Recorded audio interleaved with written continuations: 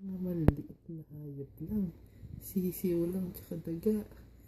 Diba? Biglang nag-alisan yung mga kabayo tsaka yung mga manok. Walang kwenta, baboy daw siya eh. Ayan, tapos baboy, tapos ang dala-dala pa, mga madyong.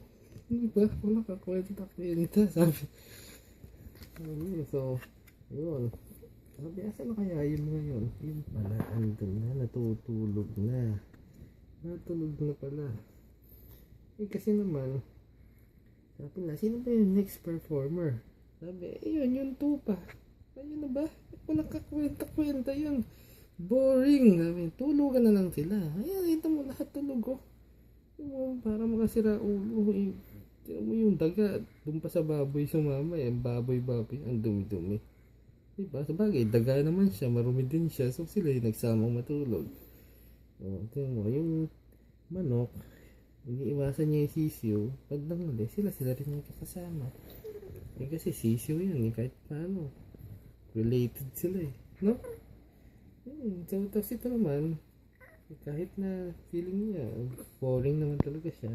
Basta tugtog lang siya ng tugtog ng harp niya, yung sheep. So, doon.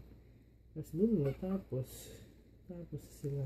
Hanggang kinabukasan siya. Tapos, ang laki ng mata, ang laki ng eye bag. Puyat eh. Puyat yung sheep. Eh paano? 10 oras ng gabi. Kung ano pinagkagawa. Eh, hindi ko alam. Baka nga nagbibisyo tong sheep na to eh. Huh? Eh, yan ang magiging tutularan. Yung sheep na nagbibisyo. Okay? Okay, so that's your bedtime story. Fun! Fun.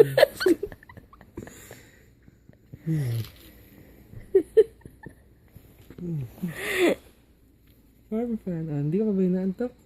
Nakakaantok yung kwento ko ah. Oh yan, buhay na bata. Gusto mo pala isa pang pare.